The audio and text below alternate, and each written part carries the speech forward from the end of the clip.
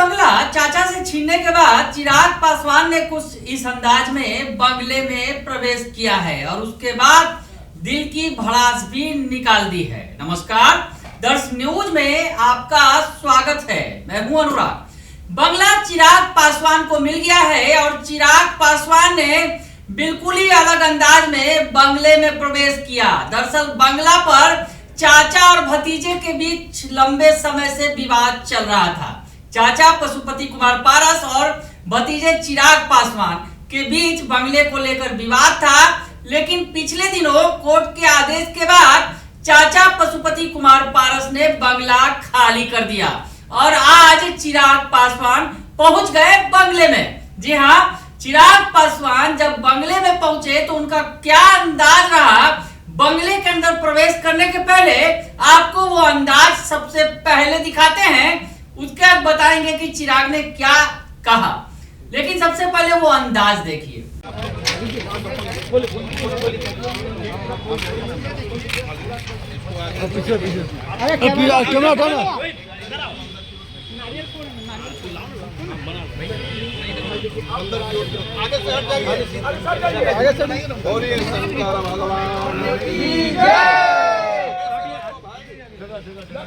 बीच में से खाली कर दे, साइड हो जाना भाई, लग जाएगा प्रभु, थोड़ा बीच में साइड हट जाइए। जिंदाबाद जिंदाबाद जिंदाबाद, गूंजे धरती आसमान। तो देखा आपने कि पहले पैर से नींबू को मसला, फिर नारियल फेंक कर फोड़ा और उसके बाद चिराग पासवान जीजा जी अरुण भारती के साथ बंगले में प्रवेश कर गए। तो ये अंदाज रहा चिराग पासवान का। शायद नजर गुजर या फिर तमाम जो चीजों को दूर करने के लिए इस टोटके का इस्तेमाल चिराग पासवान ने किया बंगले में घुसने के पहले, और उसके बाद चिराग पासवान ने दिल की भड़ास भी निकाली और साफ साफ कह डाला सब कुछ, चाचा को कहीं ना कहीं सुना दिया। आप क्या कुछ कह रहे हैं चिराग पासवान, सुन लीजिए आप। और जिस तरीके से आज से 3 साल पहले वो पूरा घटना चक्र घटा, मुझे तो वो मौका भी नहीं मिला कि मैं आखिरी बार कार्यालय को, घर को, जहाँ से मैंने राजनीति की शुरुआत की, जहाँ पे मेरे नेता, मेरे पिता आदरणीय रामविलास पासवान जी ने रहकर, जहाँ से उन्होंने तमाम रणनीतियाँ बनाई, मुझे या मेरे परिवार को वो मौका तक नहीं मिला कि एक बार आखिरी बार आकर हम लोग घर को देख तो जाएं या इस जगह को देख तो जाएं। बहरहाल कोई शिकायत मुझे कभी किसी बात की नहीं रही। इतना ज़रूर है कि मेरे पिता की यादें यहाँ से जुड़ी हुई थी। कोई मेरे मन में ये भावना नहीं थी कि मुझे वापस चाहिए। मैंने हमेशा माना है कि इंसान को सिर्फ अपने कर्म पे ध्यान देना चाहिए। आप अपना काम करते रहिए, ये सारी चीज़ें आनी जानी है, आज मेरे पास कल किसी और के पास। बट हाँ, बस वो जो यादें हैं वो आपसे कोई नहीं छीन सकता।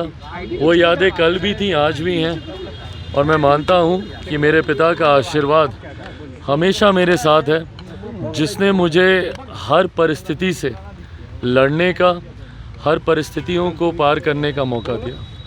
पिताजी का आशीर्वाद ही है कि आज फिर से ये कार्यालय आपको मिला है। ये मैं ज़रूर उनका आशीर्वाद ही मानूंगा, क्योंकि हम लोगों ने कभी, हाँ इतना ज़रूर था कि पिछले 3 साल से बिना किसी कार्यालय के हम लोग कार्य कर रहे थे। आप सब ने मेरा निजी आवास भी देखा है, वहाँ पे व्यवस्था ऐसी नहीं है कि सुचारू रूप से सारे कार्य हो सके। ऐसे में इतनी चाहत हम लोग की ज़रूर थी और बिहार सरकार से ये मांग हमने ज़रूर की थी कि हम लोग को, लोक जनशक्ति पार्टी रामविलास को कार्यालय आवंटित कर दिया जाए। पर मैं उनकी मजबूरियों को भी समझता हूं, क्योंकि एक लंबे समय तक पार्टी के पास, हम लोग के पास ना कोई सांसद था, ना कोई विधायक था। संभवतः शायद ये कुछ रिक्वायरमेंट्स हैं कि एक बेसिक नंबर ऑफ रिप्रेजेंटेशन होना चाहिए अदर इन द असेंबली और इन द पार्लियामेंट, जिसकी वजह से अभी तक हम लोगों को कोई भी ऑल्टरनेटिव, वैकल्पिक कार्यालय हम लोग को आवंटित नहीं किया गया था। पर लोकसभा चुनाव के बाद पुनः हम लोगों ने ये मांग रखी, प्रदेश के द्वारा ये मांग रखी गई, हमारे अध्यक्ष जी के द्वारा, राजू तिवारी जी के द्वारा ये आग्रह किया गया था बिहार सरकार को कि हम लोगों को अब एक कार्यालय आवंटित कर दिया जाए, क्योंकि अब 5 सांसद हैं और आने वाले समय में बिहार विधानसभा के चुनाव भी हैं, उसको लेकर भी मजबूत तैयारी करनी है। अब इसको संजोग ही बोलिएगा कि वापस हम लोग को वही कार्यालय आवंटित किया गया जहाँ से मेरी यादें जुड़ी हैं, एक लंबा समय जहाँ पे मैंने बिताया था। क्या लग रहा है बंगला भी आप वापस लेंगे चिराग जी?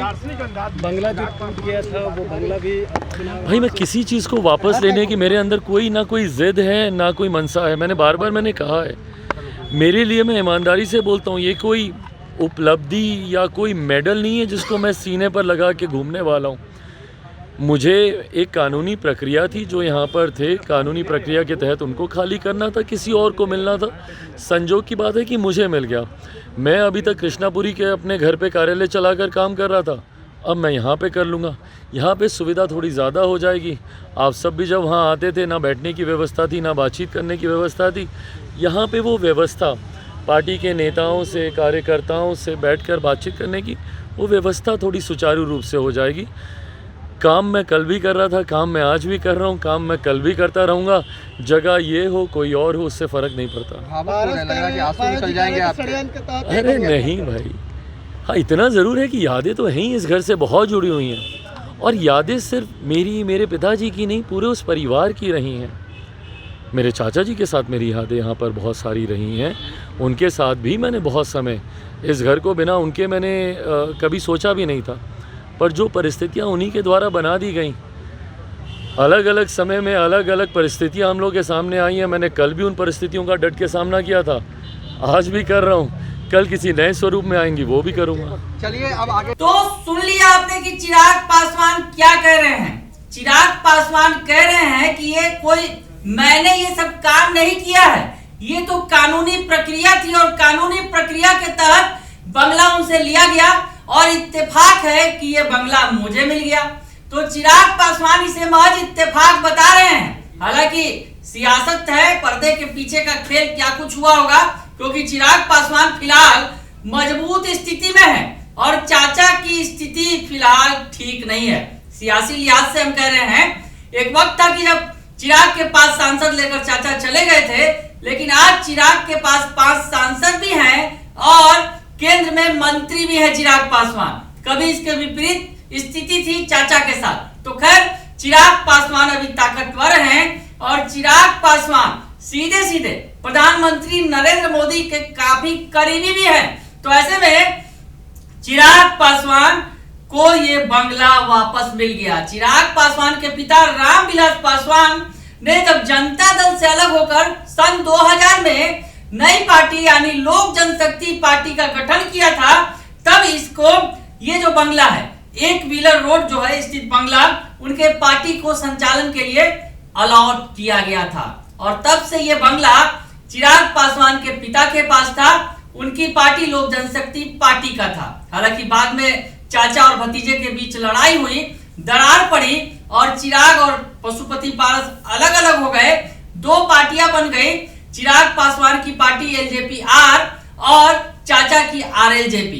तो ऐसे में अब चिराग ने ये बंगला वापस पा लिया है, जो कभी उनके पिता रामविलास पासवान को मिला था। बने रहिए दर्श न्यूज के साथ, तमाम खबरों से आपको अपडेट रखेंगे। फिलहाल के लिए इतना ही, धन्यवाद।